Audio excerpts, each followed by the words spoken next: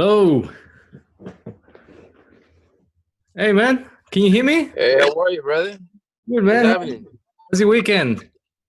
Yeah, not bad. We're just running around with my boy Sways. Yeah. So you're Yeah, in man. Bonnyrigg at the moment? Pardon? You're in Bonnyrigg at the moment?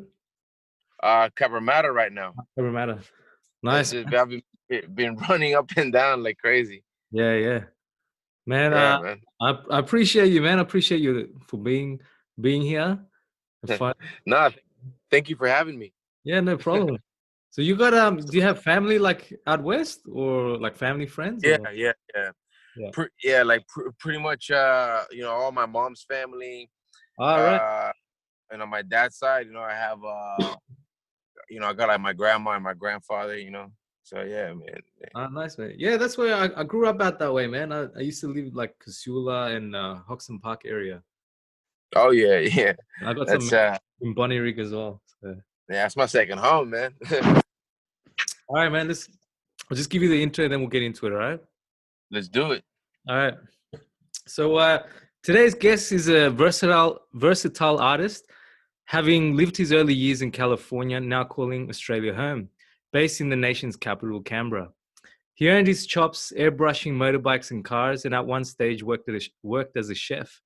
As a graffiti artist, graphic designer, and tattoo artist, he has produced artwork for musicians such as Bone Thugs, Dog Pound, Exhibit, to recently tattooing tennis player Nick Kyrgios. As a muralist, his music-themed and inspired murals include members of Cypress Hill and Psycho Realm, as well as Australian DJ Tiger Lily. Among his cultural murals include Native American and Central American culture, professional athletes such as Anderson Silva and Manny Pacquiao, Mexican actor and icon Cantinflas, and martial artist Jackie Chan, of which David received praise from the legend himself. Today, I welcome to the Music Brew the talented David Chavez. How you doing, man? Good, man. Thank you for having us. Thank you. So let's go back to the very start, man. To the start of your journey, being an airbrush artist and training in LA as a tattoo artist. Tell me about those early days and soaking up the culture in LA. Well, I think it pretty much started like when I was young. It's one of those things that you pick up when you're 3 or 4 years old. Watching cartoons and you want to draw. I mean the cartoons that you see on TV. My Yeah. mom used to buy me coloring in books and stuff to keep me away from trouble. So my passion for coloring in and art started there. It was implanted there pretty much. So already at Uh, that young age, 3, 4, you were already seeing signs. yeah, Yeah. yeah, it was already in me. You kind of already know what you're gonna be like when you're really young. Like, you know, some people pick up an instrument at that age, and that's 50, 40 years later, they're still playing the same instrument that they were playing when they were young. Yeah. Yeah. Was Uh, there, it was always a passion, but I just never thought that I could make a living out of it. yeah. Because I never, you know, you look at other artists like Da Vinci and Michelangelo. These guys, were never millionaires. Yeah. It's they never really made a living out of it.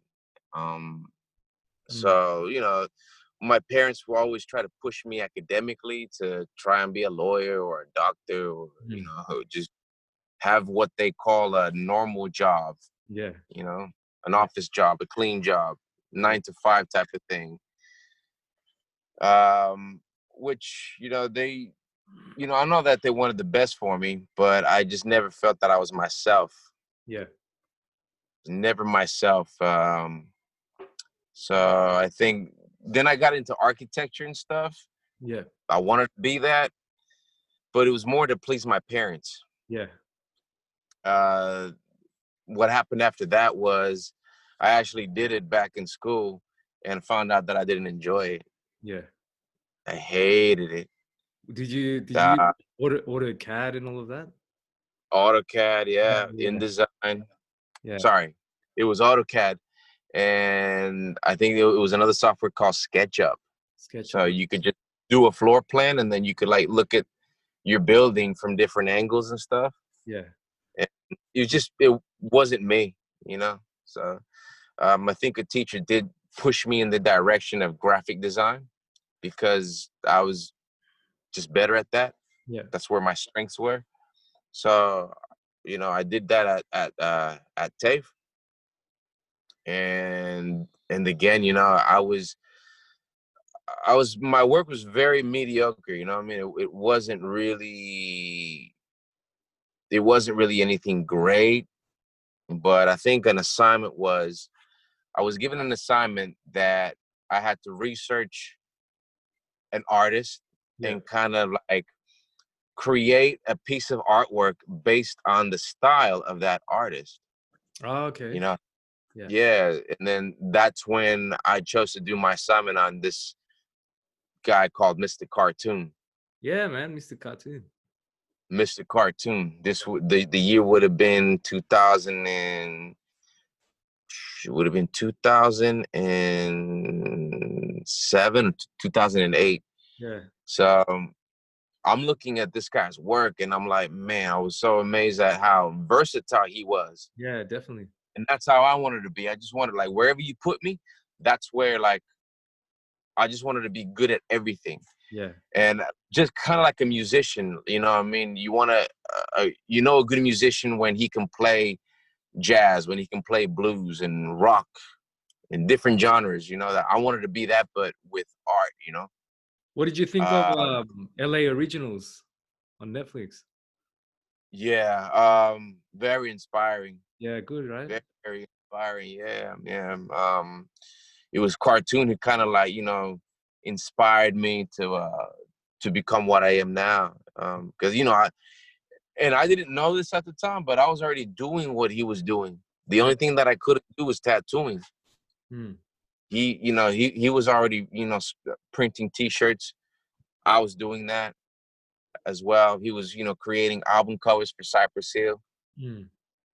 I was doing that as well, creating album covers and logos for local artists in Australia, Yeah. doing mixtape covers. Then I started airbrushing, Yeah. cars and and Harley Davidsons and stuff.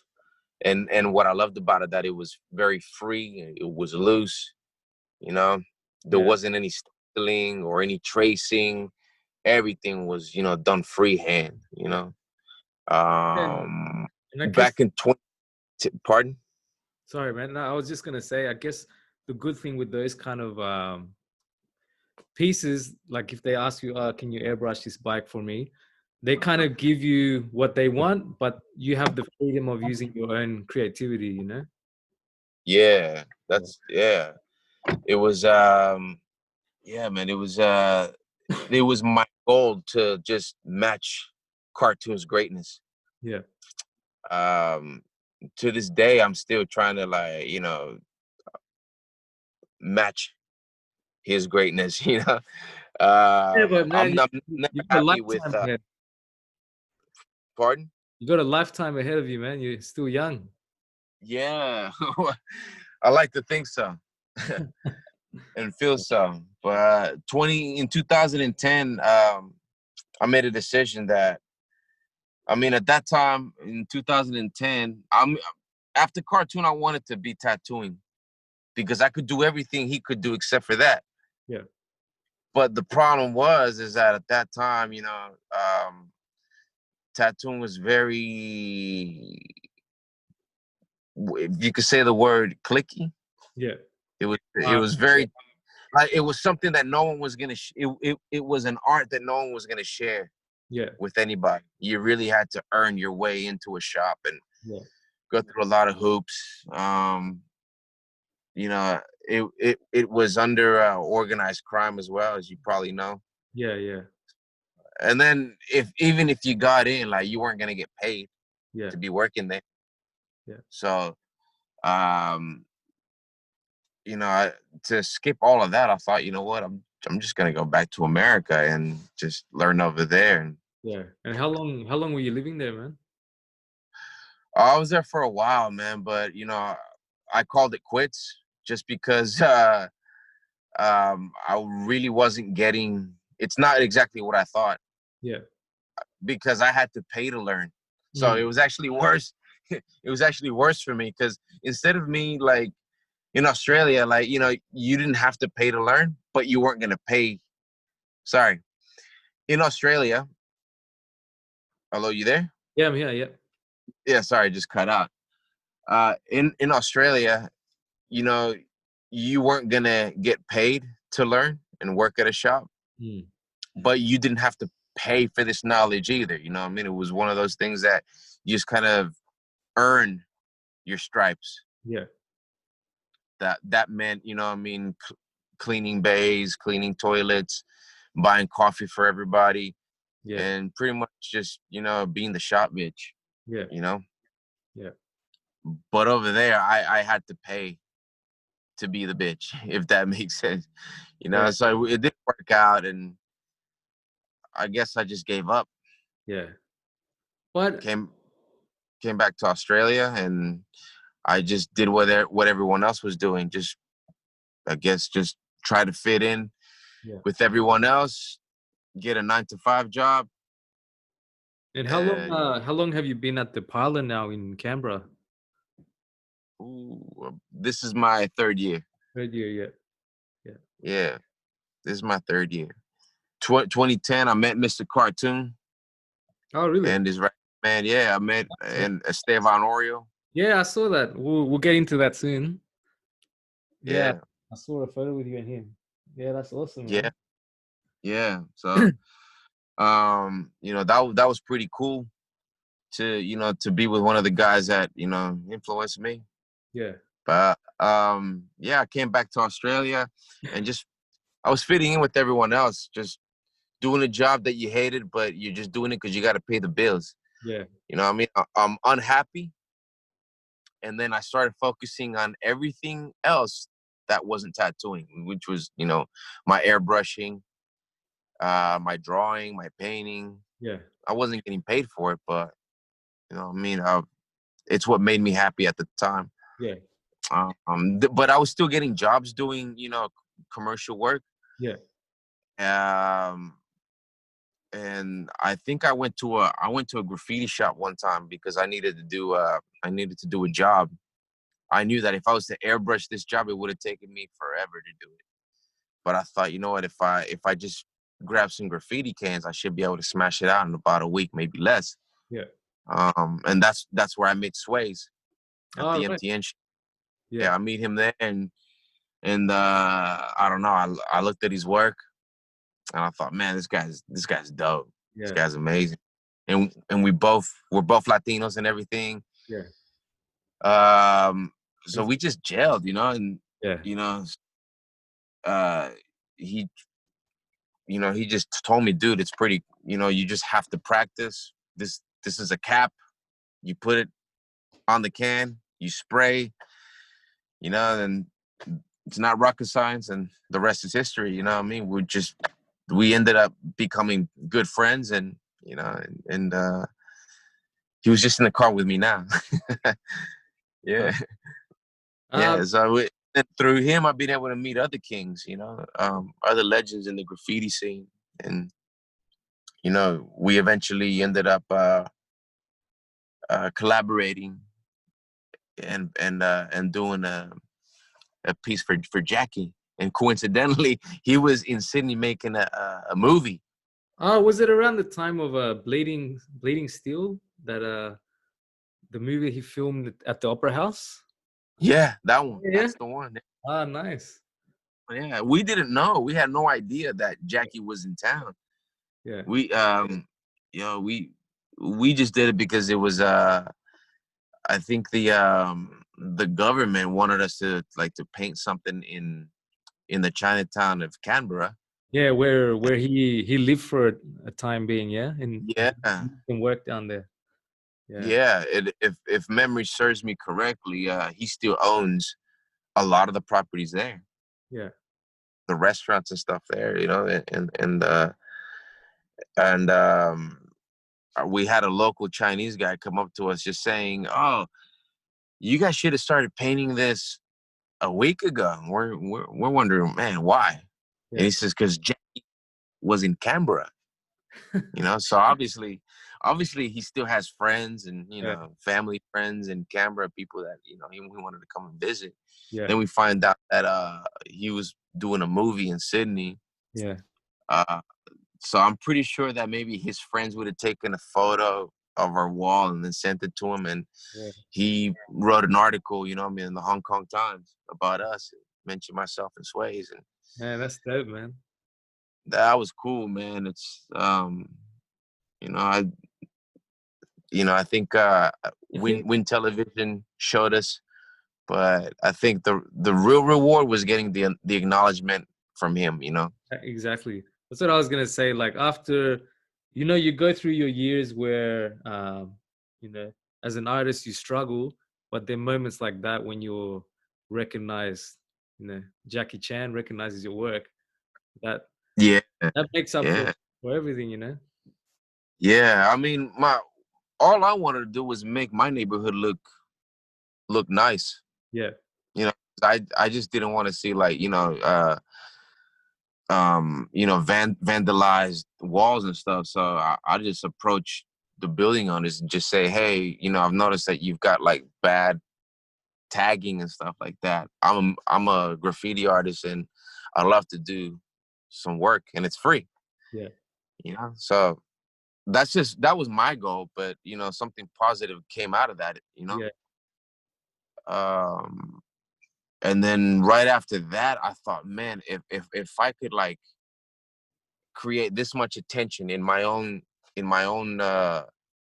little kingdom in Canberra, Mhm. man, I could probably start doing this, internationally. Yeah. So then I go to LA, and that's where Estevan Oriol and myself collaborate together. Yeah. So he shoots my video, and at the time there was like some riots happening with the Native Americans. So um, I I did a tribute to the indigenous culture Ah, yes. over there. Yeah, Yeah. Yeah. That's a great mural, man. That's the one with the heart, right? The correct. Yeah, Nice. correct. Yeah, I was gonna Yeah. ask you about that because I saw on your Instagram that you had the opportunity to meet Estevan Oriol, who's a photographer uh, Hmm. at the Museum of Latin American Art. How was it to meet like a fellow artist who's contributed so much to urban and Latin culture, and someone that you look up to as well? Well, it was well. Esteban and me had already worked together before Ah, I before met him before at that the time. museum. Yeah, we worked together. Yeah. So, and it's kind of funny because I was over there getting tattooed by another, talented artist by the name of Alan Padilla. Hmm. Um, and him and me became really good friends and stuff. And he invited me to come to the museum to show off his art and show off my tattoo, of course, to everyone else because it was still fresh.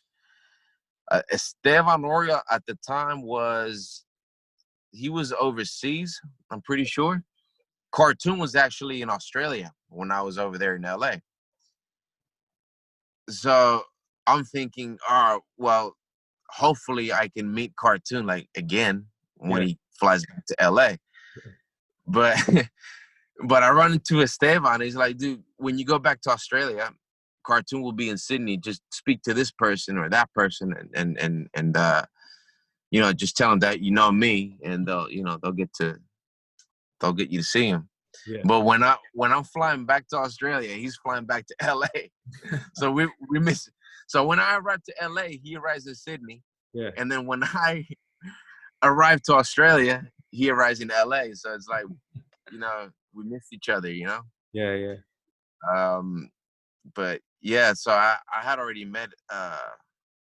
Like I wasn't supposed to meet Esteban Yeah. at the museum. That was just pure coincidence Just that he chat. was just there. Yeah. Nice, man. Yeah, Well, I yeah. want to ask So as well, who who were some of your like early uh, musical influences and which musicians influence you today, and how important is the relationship between your art and music to you? Like, Oh wow, that's a good question, because I didn't realize this until I was a little bit more mature with my art career. yeah, But Michael Jackson was always a huge influence. yeah, In, yeah, in a big way. He not only his talent and his dancing and his singing, mm, but his work ethic and his drive, definitely, yeah, how competitive he was. Uh, it's those characteristics that rubbed off on me, yeah, and I apply that to my art and my craft. yeah, You same thing with Bruce Lee, another guy that I looked up to. yeah, man, And these were all people that started a legacy really, really young. yeah, and died really young. Uh, yeah, died really young. Yeah, Yeah, yeah. yeah, So just the work ethic, the discipline that they had in their own craft. yeah, I wanted to apply it in my own yeah, craft. That the more serious I was getting, like with my art. yeah, definitely, man. Um, yeah. Keeping to the music theme of this podcast, I'm curious about a photo that you're in with Wish and Crazy Bone of Bone Thugs, and you're all holding up one of your airbrush works. Was that Mm-hmm. piece made especially for them, or tell me about that piece of work? They were touring Australia at the time, Yeah, and there's another artist that I was working with, a rapper by the name of Rackrilla. yeah. So they were. He was opening up for Bone Thugs and Harmony when they were All touring. right. Yeah, and because I was designing his logos, his t-shirts and stuff. Um, that was kind of like me creating like some artwork for Bone Thugs was kind of like my foot in the door. I mean, to get in the music scene. Yeah, And they really appreciated me creating artwork for them. yeah, Uh, but what happened was is that uh, what happened there was that they wanted me to be doing some graphic design at the time, yeah. but I I wasn't ready. So Ah, you okay. know Yeah, that never followed through.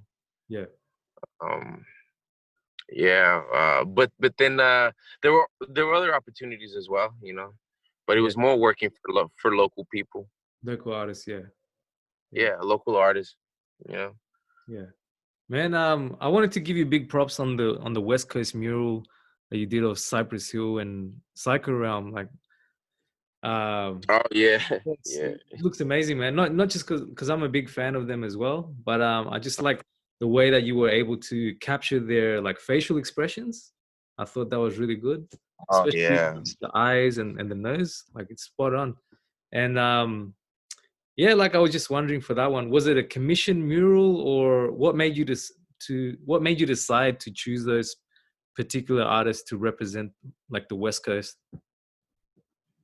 Man, nah, it definitely wasn't commissioned. I mean, at that time, I was still, uh, I was just washing dishes at the time. Just that was my bread and butter. Just That was working in the that was kitchen. back in LA, right? That the one that you did that one? No, no, no. That was in Canberra. Oh, So, in Canberra. uh, Okay. uh, yeah. So I was washing dishes in the kitchen, Yeah. and trying to get as much shifts as I could. Yeah. You know, I didn't really have a steady job at the time, and that's where I'm getting worried. You know what I mean? Because I'm getting older. Like I would have been what, like 26 or 27 at the time. Mm. I know I'm getting older, but I don't have like a steady job and a steady income. Yeah. So um, and the little bit of employment that I have, I'm just I'm not happy with it. So the only thing that made me happy at the time was just painting. So Yeah, a lot of the work that you see me doing then was just, you know, me doing it for fun. yeah, And I just wanted to just educate, I guess, you know, people about, hip hop culture and yeah, Chicano culture stuff. You yeah, know, man. Where that that's basically what I wanted to do. where can you find that mural in Canberra, the tribute to Cypress and Uh, that wall was on a legal wall, yeah, so it wouldn't be there now. I wouldn't be But there. Oh, damn. that was at the Australian National University. All right. Yeah, that's where that was. Yeah, not many murals last long, Yeah, that's and right, man. even if they do, Yeah, even if they do, it's only a matter of time before somebody else, yeah. paints up you. No matter how good the piece is. I was gonna ask you as well, like, what are your thoughts on, because especially in Sydney, well, in Melbourne as well, there's a big graffiti and mural culture down there, like Melbourne, and it's kind of growing in Sydney as well. Uh, Hmm. when do you think there was like a turning point when it became more accepted to have? Because a lot of people now they want like a little piece or a mural in their cafe or in the alleyway outside their cafe, you know. And it's becoming more and more popular and more commonplace now. Yeah. When Well, do you you think know what? that's gonna change? I think with social media, things started becoming more acceptable. Yeah, You know, um, because people from overseas are sharing their talents and their artwork, and then yeah, you get people from over here that look at it and they're like, "Oh, I would love something like that," for my business. yeah, Um, so they're in, whereas before social media, you know, we were all very ignorant to a lot of things. We all thought that graffiti was just scribbling on a wall and that was it. yeah. That we didn't, the world didn't know that it was actually an art form. Platform, yeah, Same as tattoos. I mean, it's I think before social media and before cartoon, I would say yeah. people thought that tattoos is just something that criminals only had. You Mm. know, we got to thank cartoon for paving the way, and Yeah, man. um, and yeah, and just educating everybody Yeah. about, because nowadays, you get athletes getting tattooed, police officers getting tattooed, Mm. lawyers, Yeah. um, and it's there for life. So, you Yeah. know, Were you influenced by it? Because one of the I forget his name, but he was one of the main tattoo artists at Shamrock in LA, and he kind of did like that old school black and white. I don't know if you know who I'm talking about. Uh, his name, but yeah, like what apart from cartoon, are there any other Hispanic or LA artists that really shaped your work or that inspired you as well? yeah, it's funny. Like when I was following cartoon, uh, every other artist I was looking at was getting better and better and better and better. So after cartoon, I had many other people I was looking at. You know, um, you know, after cartoon, there was Jose Lopez I was looking at. Uh, then there was this other artist called Juncha. Yeah, Then there was this guy called Johnny Quintana. I looked at Carlos Torres. And I think every year somebody was getting better mm, than the other guy. So uh, yeah, and now it's at that point where, like, man, everyone's talented. mm. Like, it's hard to say who is the best now, because, man, there's just so much talent out there. And um yeah, man. Would you say like um like a certain community, like the tattoo artist community, like they kind of support each other, but at the same time they're competing with each other as well, like friendly competition. Uh, Mm. would you say, like in Canberra, for example, is there a tight knit community among the artists there? Wow. You know what? I think the smaller the town, the more egocentric Oh, it really? is. Yeah. Yeah. No one wants to share anything. Mm, No one wants to talk to anyone else, yeah. you know? But I found in Sydney, it's man, everyone's cool with everybody, because and I find that when you're cool with everybody, then everyone grows. Exactly. Yeah. Everyone grows. Yeah. The Like artistically, everyone grows.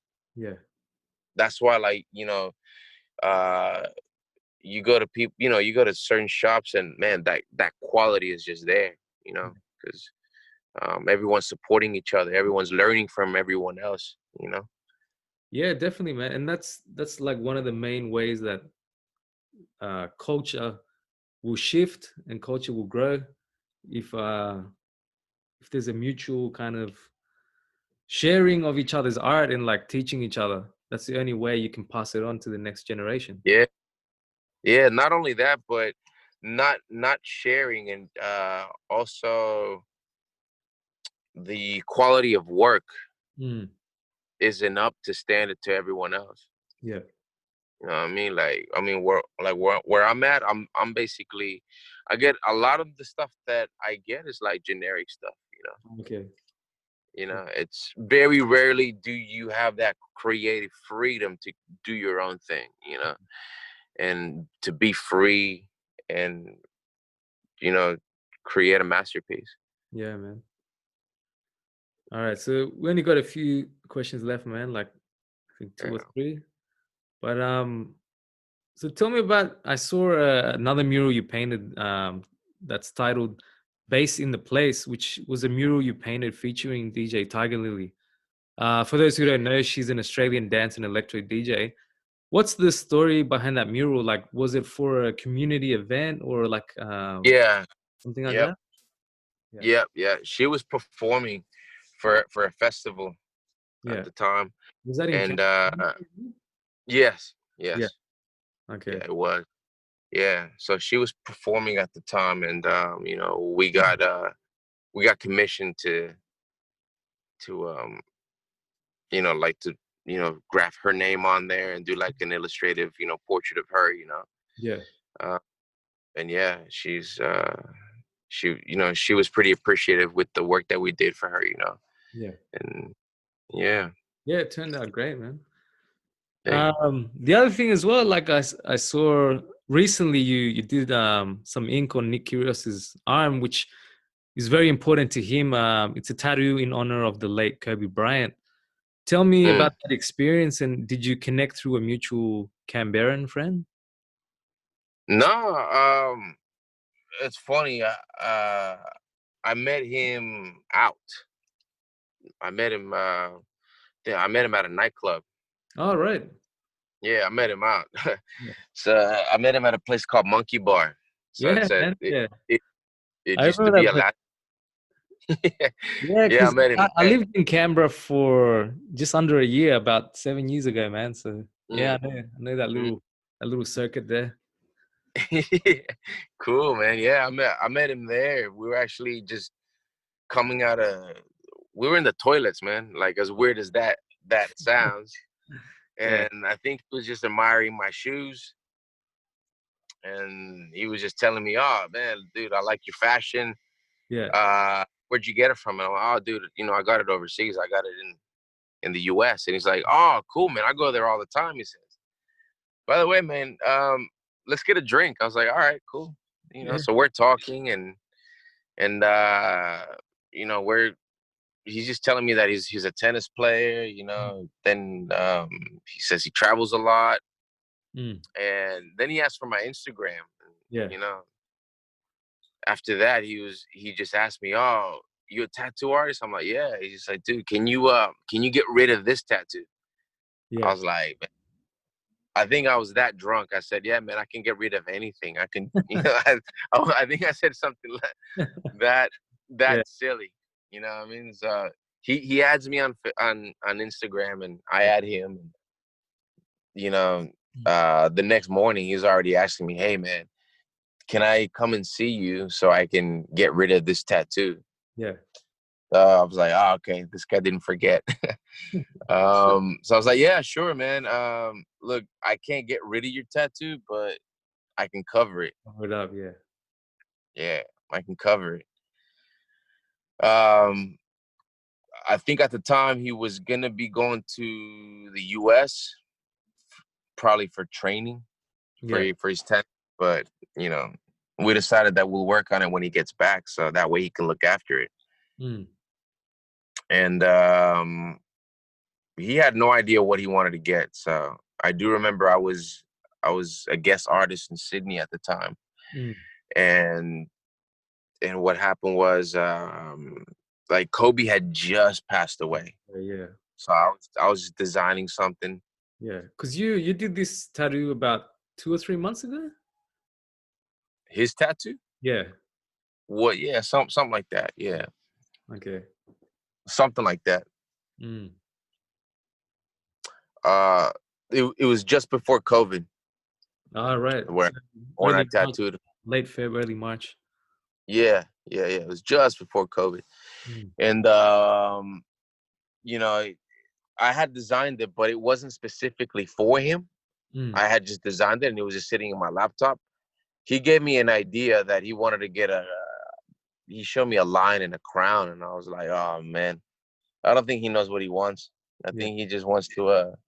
He just wants to just cover it with something. Yeah. What he had was, I think he had an ex girlfriend's name and Okay. a Yeah. feather and some birds, you Yeah. know, that he wanted to cover up. So yeah, so I I showed him the Kobe piece that I had designed, and he fell in love with it. Nice, man. And it was designed perfectly for his arm. The Yeah. only problem was I'm dealing with dark skin, Mm. and secondly, I'm dealing with the cover up. Yeah. So I'm not even like I was really nervous to tattoo him. I won't lie, but you know what I mean. I'm glad I did it. Yeah. Yeah. It turned out amazing, man. Really good. Appreciate it. Thank you. No worries, man. So we're down to the last two questions, man. So what were the some of the best words of advice that you received um, early on, or some game that was taught to you? And what advice do you have for artists starting out? Sorry. Can you repeat the question? Yeah. So what were some of the best words of advice that you received? And what advice do you have for artists starting out? I think the best advice I probably like received was like um, never give up. Yeah.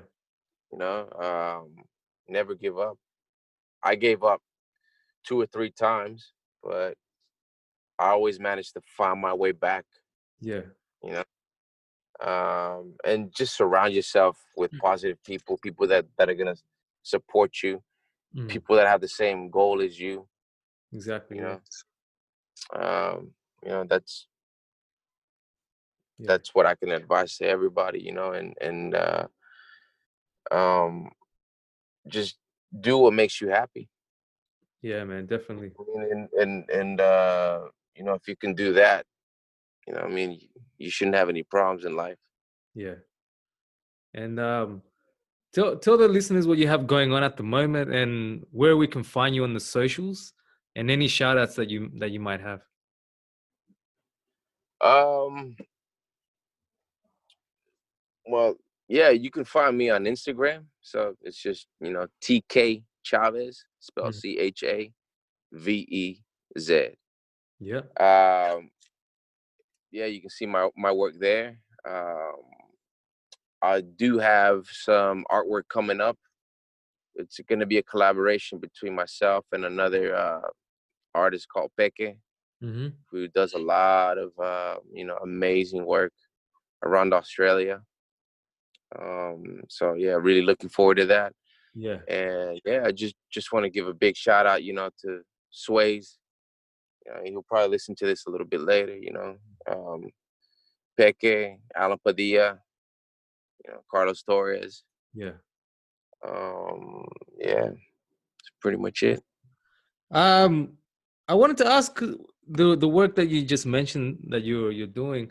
Is that because you told me the other day you're going to be working on a new mural this week? Is that right? Yeah, Yeah. coming week, Tuesday. Nice, nice. Can Yeah, you yeah, give we'll start away? Tuesday. Can you give away any information about what we can expect to see on some walls somewhere out there? Uh, yeah, I can give us some information. Pretty much, it's gonna be like a Australian nature theme wall. So there's Yeah. gonna be like kookaburras and Oh, nice, man. and uh, yeah, cockatoos and stuff. But we're gonna give it like like a nature background and stuff. Yeah, You know, yeah. So that's what we're gonna be doing there. And then after that, we have another wall to paint, which isn't too far from where we're gonna be painting on Tuesday. It's mm, actually not too far from our Jackie wall. It's all in the same area, yeah. and that one's gonna be like another collaboration between myself and Peque, and that it's gonna be a Aztec and Mayan mural Ah, nice, man. dedicated to our pre-Hispanic Yeah, heritage. You know, nice. yeah. So there's again, we just want to uh, educate the community about our culture, Yeah, show everyone the beauty of our culture. yeah. 100%, man. Um, and yeah, just any last words or anything that you want to mention. And the final thing I wanted to ask, if you had all the tools available and everything, like the right wall, what would be your ultimate mural, like, of a musician? Like, who have you always wanted to paint? You haven't done it yet. Wow, funny that Michael Jackson. Michael Jackson, yeah. Michael Jackson. Yeah, definitely that's a musician that I would love to paint. Yeah. Um, but Do you it, man. know, Do it. The only one I've seen in Sydney is it's in Alexandria. There's like a little alleyway where they have a Michael Jackson, but it's kind of small. So uh, yeah, yeah. if you If were to I was pick to do it, one, it would have to be big, yeah, and it has to be like visible to the public. yeah, yeah. Nice, I man. mean, yeah, Man, I appreciate you a lot for coming on today, man. Like yeah. uh, No, man. everything that you spoke about today, it's been great. Yeah, and hopefully we can hook up in another episode in the future. Yeah, and any last words, man, that you have? Um, Not really. Besides, stay safe during 2020 and during these COVID times. You Yeah. know what I mean? Stay safe, Yeah, man. Stay safe, stay creative as well. There's a lot you yeah. can do at home. Yeah. That's right. Stay creative. Yeah. Stay healthy. Stay sane.